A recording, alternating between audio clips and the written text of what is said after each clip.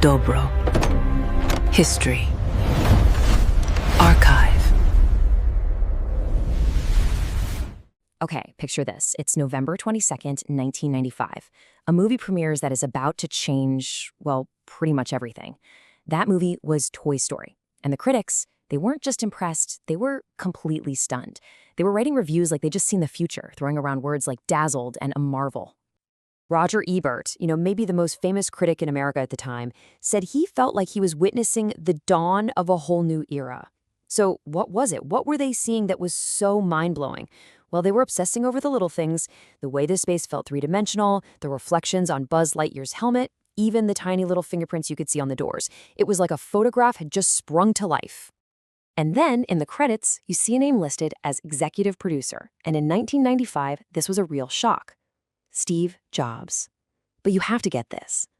This was not the icon we all know today.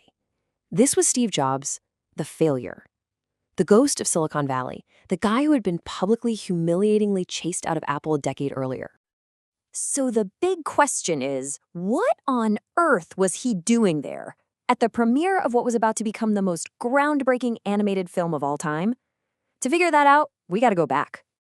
You see, the real story of Pixar doesn't start with one genius.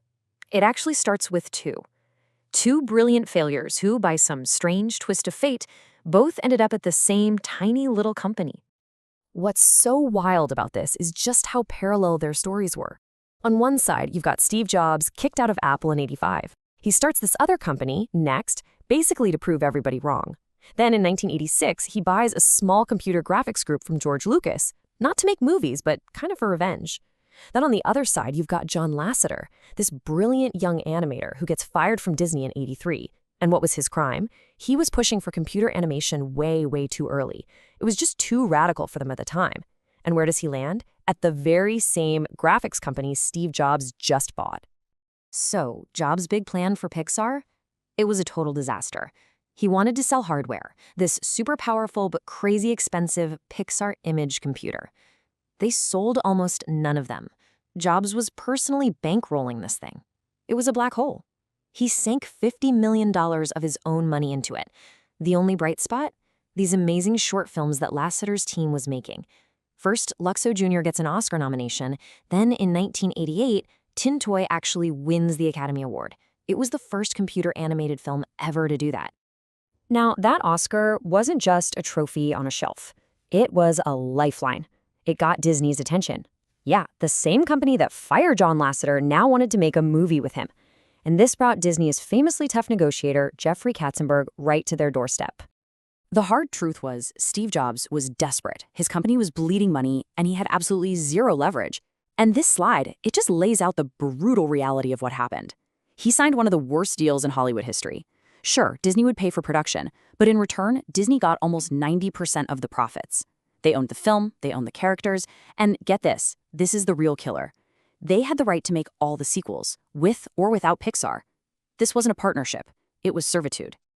And to put a real number on that, even though Toy Story went on to make over $361 million, Pixar's cut was less than $19 million. That's about 5%. You just can't build a company, let alone a future, on a 5% slice of the pie. Jobs knew, even before the film was done, that Pixar was still pretty much doomed. Jobs knew he'd been outplayed in that deal. He'd been fooled. And he was absolutely determined that it was never, ever gonna happen again. This wasn't just business anymore. For him, it was personal. So production on Toy Story starts, and the pressure is just immense. I mean, the Pixar team isn't just making their first movie. They're inventing the technology to make it as they go, all while trying to keep their very powerful client Disney happy. And all of this leads to a fateful screening on November 19th, 1993. The screening was a complete catastrophe. The movie was just unwatchable. And the problem? It was Woody. In trying to make the film edgy like Disney wanted, the team had turned him into, as a lot of people described it, a sarcastic jerk. He was an outright bully. In that version, he doesn't accidentally knock Buzz out the window. He deliberately shoves him out. After the screening, there was just this cold, dead silence in the room. When Katzenberg asked why it was so bad, Disney's head of animation, Peter Schneider, gave this legendary, brutal response. The Pixar team, in trying to please their client, had completely lost the soul of their own movie. And just like that, the order came down, production was shut down. This day became infamous inside the company as the Black Friday incident. John Lasseter's dream was dead, again, and Steve Jobs' $50 million gamble had just been declared officially worthless.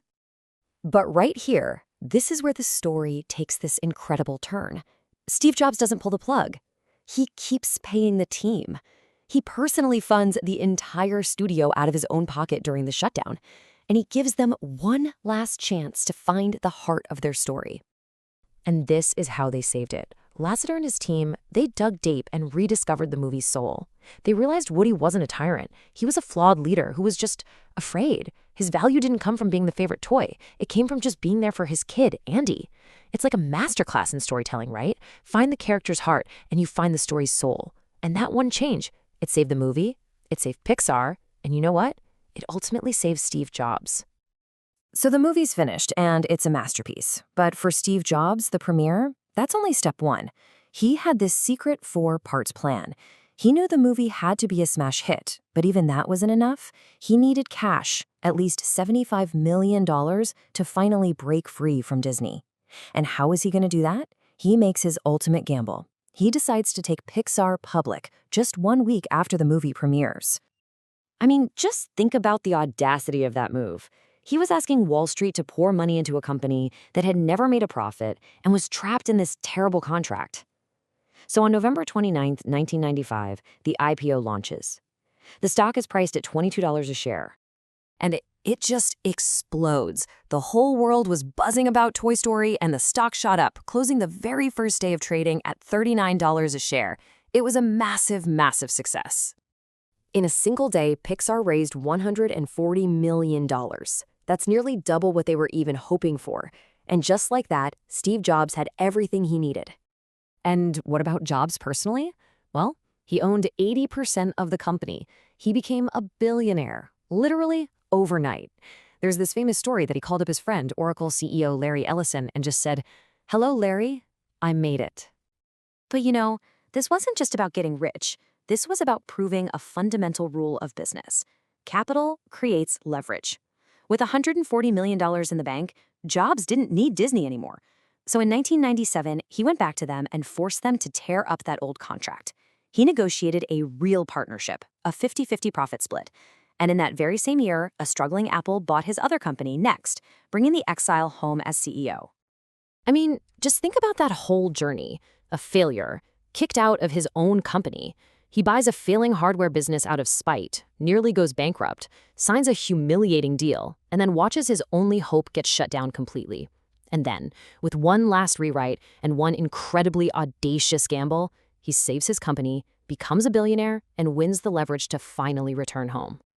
It really makes you wonder, doesn't it?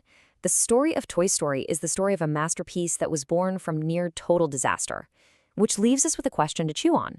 What great success that we all know today might actually be a failure in disguise?